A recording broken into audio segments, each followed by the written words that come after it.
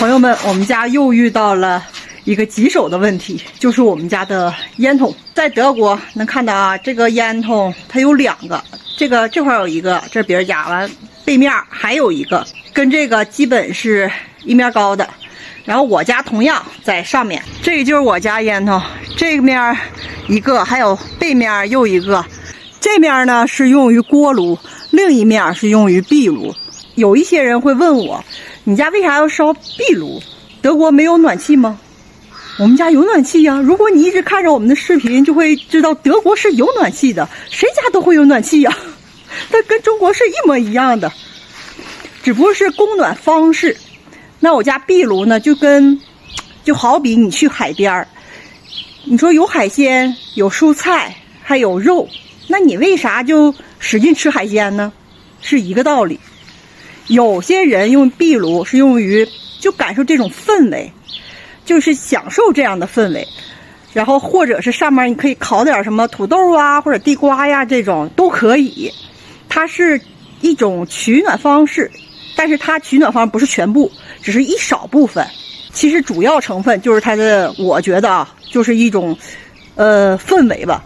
我们家安锅炉的时候，在锅炉这个烟筒里面放了一个铁柱，圆形的铁柱往上放到顶，然后这个是安木质颗粒必须的，里面要有这个铁的，因为我家这种方式老房子嘛，就比较传统了。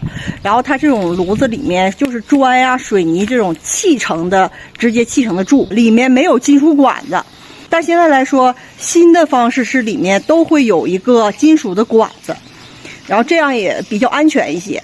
然后我们家就想弄这个东西，我们找了附近的几家安壁炉里面内管的公司，大概10家。德国方式一般都是写邮件，然后先去联系，但是有一家主动来了，然后另一家是约定时间来的，就没了。就其他的家就石沉大海，我不想挣你们钱，这就是德国。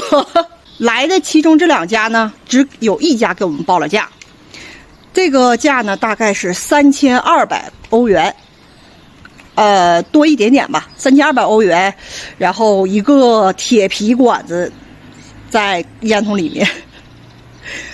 然后我老公就是觉得这个太贵了，因为我们在网上看啊，材料就只是一个铁管子这种全套的材料，从600到1000欧不等，价格不等，因为它的粗细呀、还有长短啊都是不一样，所以价格是不等的。然后我们又找了给我们家安锅炉的那个公司，他也是可以做就是内管的这个铁皮的。然后问了一下他给我们报价是3000几，而且不带壁炉到墙体之间的这个连通管子。你想想，这个材料费不到1000块钱，然后其他的都是他的人工费，可见德国人工费很贵很贵啊。而且这个东西说实话技术含量真不是很大。于是乎呢，来了，多爸说了他要自己去弄，就是还是自己干吧，求人不如自己，找他们有那个操内心的时间，还不如自己整了。现在已经在网上把东西订过来了，现在可以看到那边这里2个大箱子，高度比我矮那么一点点。这个流程是，如果你想换这个烟筒自己安的话，你得找你地区负责那扫烟筒那人，你安完这烟筒，他得给你认可一下，给你一张纸认可一下，说你这个合格，以后他来才能过来扫。如果他不认可的话，你这东西白安，也不让用，也没人给你扫。而且你安之前要跟扫烟筒的人去商定一下，然后并且人家告诉你哪些注意事项啊，然后安以前要告诉他们，他们会来进行清扫这个烟筒。这个量尺寸呢，用什么件儿啊，这个大家自己根据自己情况做就行了。然后根据扫烟筒的人给我的信息，我告诉大家注意事项。你买这烟筒，让这厂家一定要提供一个就是技术信息的贴儿，就像这么大一个胶贴似的。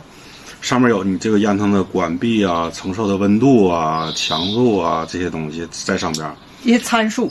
对，如果没有这个东西的话，扫烟筒的人是不认的。你说我这都买的东西是有这个账单在这儿，我买就是这么厚的，怎么样的，那个不行，他们不认那个。说这也得注意。还有这个管壁最少要是不锈钢的0.6毫米以上的才可以，薄的不可以。其实我们原本心里就觉得这个东西值的价格啊，人工加材料2500，顶天的了。但是这边这公司给的价格实在是就是拿你当冤大头一样，所以我们感觉不行。这东西本来就相距1年的时间，去年跟我说这东西是1000多点，就1300顶天，然后今年变成3000多，而且还不给我含税，还让我做一些不好的事儿。我说不行，我这个人一切都要来，你说说啥叫不好的事儿？可以说，就是偷税漏税，那不行。在德国是一定要把一切东西都放在桌面上来处理，不能整那些歪的。我们家也是从来没安过烟囱的。来，你说说你学了多久安烟囱？加到一起能有几个小时。看看这个烟囱管子里面什么样，我还真没太注意过。完事儿了。看看啊，哎呦，挺厚实啊。可以看到这个很厚实。这个东西是保持这铁管这个烟囱在大的石头的烟囱里边，别让它来个晃的，固定住是吧？对，这个要求是3米以内，必须得有一个保持住的。这个东西之前安锅炉那人他给咱买配件买多了，咱还有他每次都给咱买，太阳能也是给咱买多。是，然后咱这扫烟囱这有人说的那个在掏烟灰的那附近，多加几个。就是防止弄坏那样。因为那东西要有震动嘛，就是让它结实点。这东西有3个，我看我家里边那能用，把家里那几个新的那个没用的也安上。我一共定了11米，11米给我3个，11除以3点多1米。对，再加上顶上那也够了，它这是 OK 的。管子是1米1个，现在这里边1、2、3、4，1、2、3、4， 10个管子，10个管子这就是10米，再加上几个中间件，11米也够了。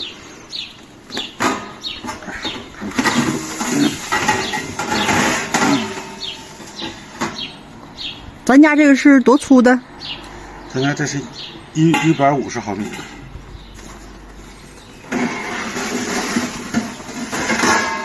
放到这边啊，这是底下的，这是整个烟囱最底下那个底座，然后这个有个眼儿嘛，当有那冷凝水下来的时候，会从这眼儿里边淌出来，下边东西拿东西接着，但基本很少出现冷凝水。同志们，你们看这个底座像啥？锅，小锅。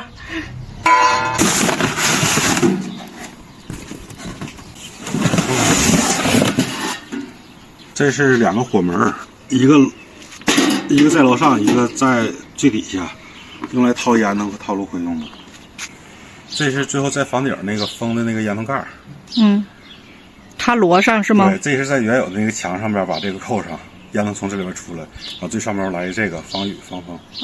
这一套我们花了700欧元买下来，加运费几十块钱，反正700多点。现在就是说的这个贴，必须有这个贴。对，类似的一定要把这各方面参数写上。像光有这种发票金额什么这种是不行的，你上面即使写了买这材料那也不行，必须得有这样的技术参数的贴才可以。安这个内管子其实成手1天，只要1天就完成，因为这个管子你们也看到了啊，就是一个套一个，给它固定好就完事儿了。然后像你呢，我给我自己打的时间很充分，比如今天，比如3天都行。你想想，他们1天就要3000多块钱，然后刨去材料费，然后其他的就是自己纯赚了。其实算算这事儿，这个这家税钱乱七八糟，如果自己做的话，打税大概能省个2500欧元呢，合人民币多少？将2万块钱。2万。你说干啥活？3天，3天，3天。干什么活3天能给2万块钱啊？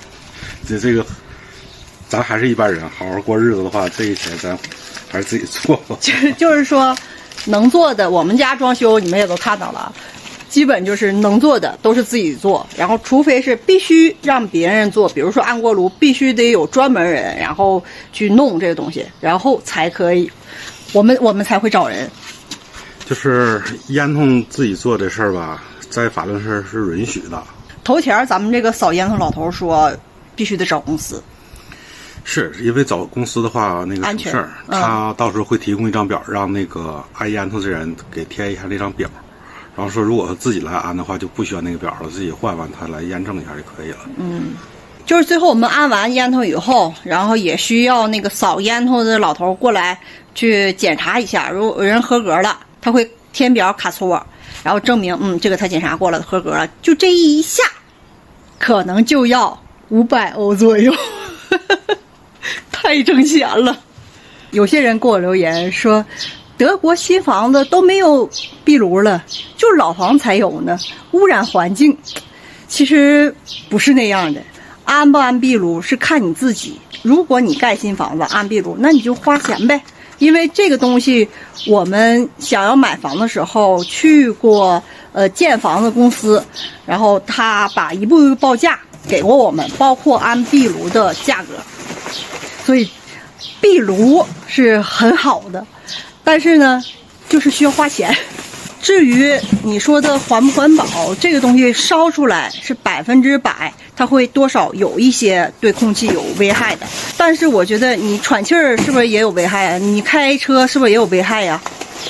或者是不呼吸、不吃饭？